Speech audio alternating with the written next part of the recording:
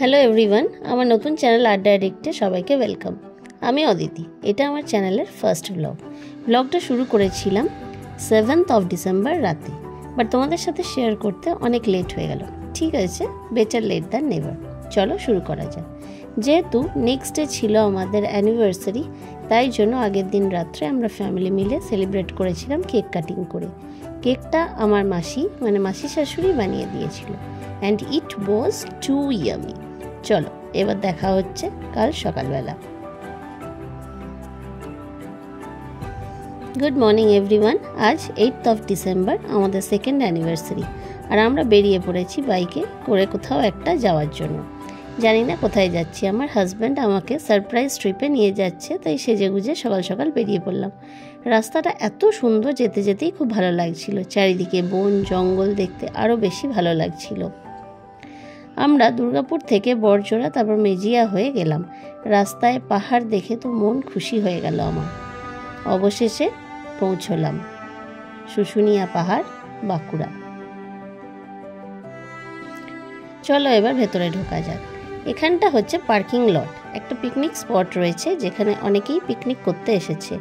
তারপর রাস্তার দুধারে অনেক দোকান আছে। এখানকার কারিগররা এখানকারই পাথর দিয়ে সুন্দর সুন্দর থালাবাটি, গ্লাস, মূর্তি ইত্যাদি বানিয়ে দোকান দিয়েছে, যদিও সেগুলো আমার শ্যুট করা হয়নি। ভেতরে ঢুকে আমরা প্রথমে এলাম এক জায়গায় যেখানে একটা মন্দির রয়েছে। তার পাশ দিয়ে একটা জায়গা দিয়ে জল পড়ছে, বাট জানা নেই জলটা কোথা থেকে আসছে। আর তারপরেই রক ক্লাইম্বিংয়েরও ব্যবস্থা আছে, বাট আমরা সেটা করিনি। একটা আটচালাও আছে। তারপর এলাম শুশুনিয়া ইকো ট্যুরিজম সেন্টারে।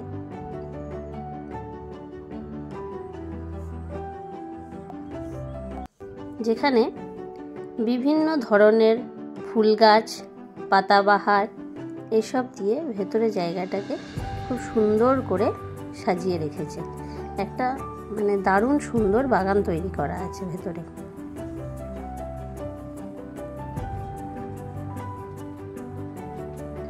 আমি যেহেতু ফুল গাছ খুব ভালোবাসি, তাই জন্য আমার তো ওখান থেকে বেরোতে মন হচ্ছিল না।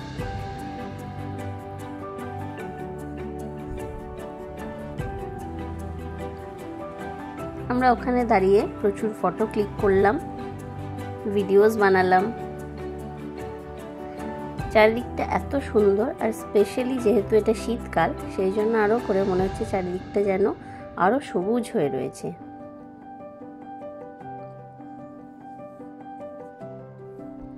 বাগানটা তারপর আমরা ঘুরলাম, যদিও পুরো ভিডিও জুড়ে আমার একারই ফটো রয়েছে, কিন্তু তাও আমি খুব ভালোই এনজয় করলাম পুরো দিনটা। তারপর এলাম খেতে। ওখানে দেখলাম ম্যাক্সিমাম জায়গায় ভাতের ব্যবস্থাই বেশি, বাট আমরা লাঞ্চে নিয়েছিলাম ফ্রাইড রাইস আর চিলি চিকেন। এরপর বাড়ি যাব।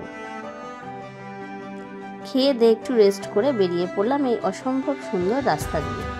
রাস্তার ধারে আরও সুন্দর সুন্দর গাছপালা দেখতে আমার একদম মন ভরে যাচ্ছিল, আর সুন্দর সুন্দর কাশফুলও আমরা দেখতে পেলাম।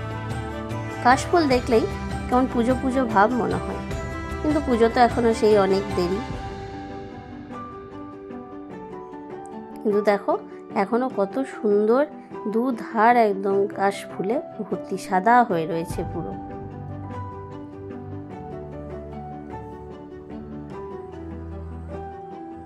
বাড়ি আসার পথে এক জায়গায় আমরা দাঁড়ালাম চা খাওয়ার জন্য।